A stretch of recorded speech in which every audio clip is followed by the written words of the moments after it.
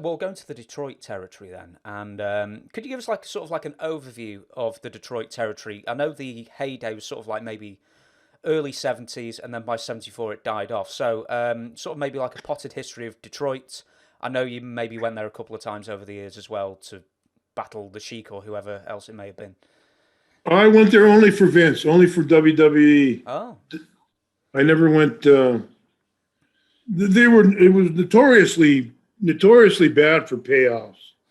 Now, I can't, I never experienced it, but just by word of mouth from the other guys, they had a handful of guys that were there all the time. Bobo and Tex McKenzie, Furpo, the guy, Curry and his Wild Bill. Bull Curry and Wild his son.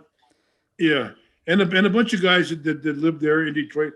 Naturally, it's a big city, so there were conglomerates like Indianapolis, the Ohio territories were running. They had the old time promoters and stuff, so they were all conglomerates of everything else. So I don't know who was living there. I just mentioned Mickey Doyle, but he's from Detroit, and he used to, he worked in there.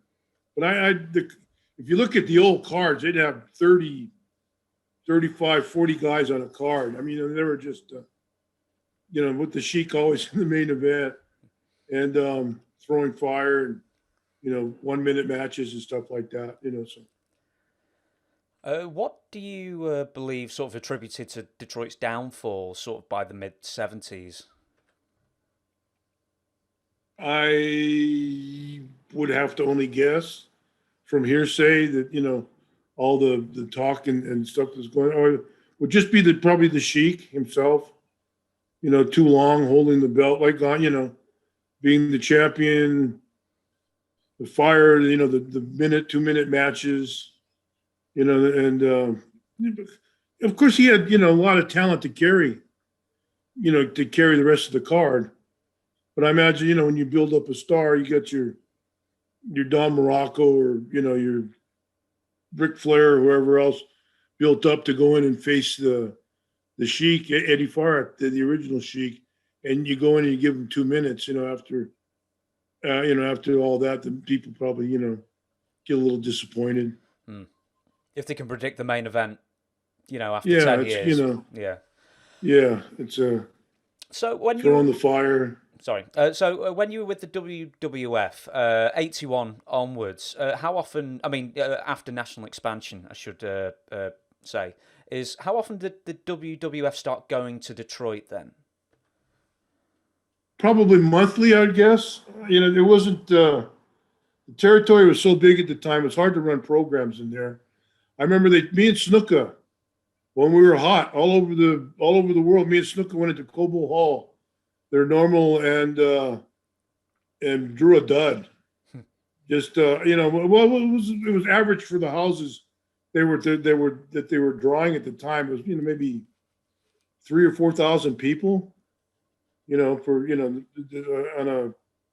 on a program that had been selling out all over the country, all over North America and beyond. It was just so it was a building process to where I tell the Steamboat story. Ricky and I, we built it up in single matches, and when it came to a blow off, we went from where did we wrestle? One place that we wrestled was went to Joe Louis Arena, and the only time I ever saw Steamboat was disappointed or upset or angry was they brought Hulk in a tag. They teamed him and Hulk up, and they brought Fuji up from a manager to wrestle in a tag team. We wrestled Hulk and Steamboat in a tag team match, and he's he figured we could have carried it in a cage or some kind of gimmick match that we could have carried a lights out match that we could have carried it ourselves. But that I didn't really.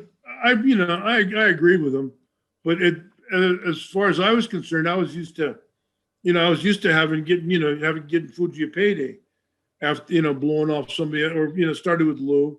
He'd come in as my manager, working as my partner, and with Snuka and Rogers or something else. And then it went to Fuji, because Fuji was still a hell of a worker. And it went to Fuji. So I didn't really look at it that way. And it wouldn't knock on our payoff that much, really, to begin with anyway.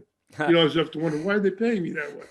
That's exactly what I was going to ask. Hulk Hogan he's not leaving without 5 figures in his pocket from that one. Oh, no, yeah. Well, that's, he's the star. So you got to sell out in Joe Louis Arena. You got to get him on the card, tag team or not.